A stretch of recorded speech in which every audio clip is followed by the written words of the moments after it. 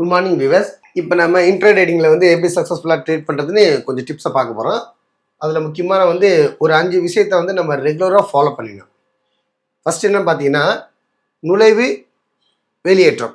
So அதாவது entry பாயிண்ட்டும் exit பாயிண்ட்டும் நம்மளுக்கு வந்து கரெக்டாக பிளான் பண்ணியிருக்கணும்.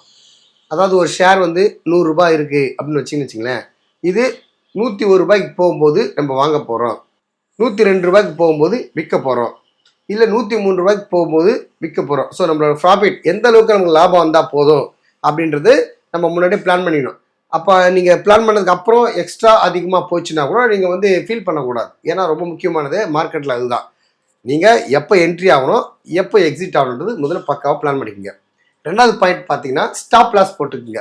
இந்த ஸ்டாப் லாஸ் வந்து ரொம்ப முக்கியம். உங்களோட இன்வெஸ்ட்மெண்ட்டை வந்து பாதுகாக்கிறது.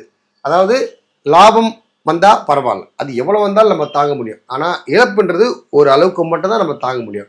ஸோ லாஸஸ் நம்ம கண்ட்ரோல் பண்ணுறதுக்கான ஓரளவுக்கு லாஸ் வந்தால் நான் இந்த ட்ரேடை முடிச்சுக்கிறேன் அப்படின்னு பிளான் பண்ணி நம்ம வந்து ஒரு தடை போடுறது, அதுதான் ஸ்டாப் லாஸ். மூணாவது பார்த்தீங்கன்னா, அதாவது மார்க்கெட் வந்து எப்படி போகுது, ஸோ மார்க்கெட் வந்து அப் ட்ரெண்டில் போதா டவுன் ட்ரெண்டில் போதா அப்படின்றத வாட்ச் பண்ணணும்.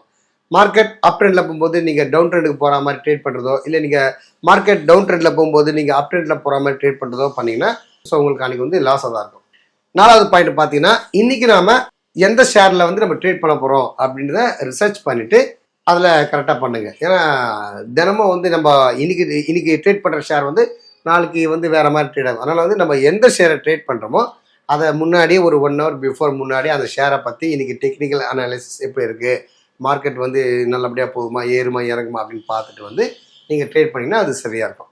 கடைசி பாயிண்ட் பார்த்தீங்கன்னா, நம்மளோட மனநிலை கட்டுப்பாடாக இருக்கணும். ரொம்ப முக்கியமானது, நம்ம உணர்ச்சி வசப்படவே கூடாது.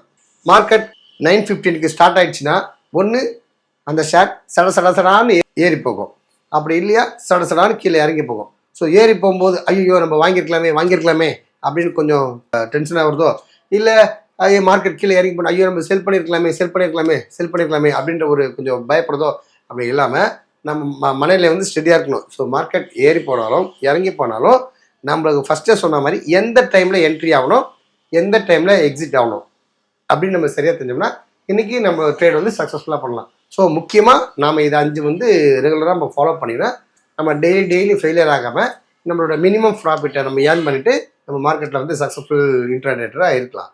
Okay, thank you viewers.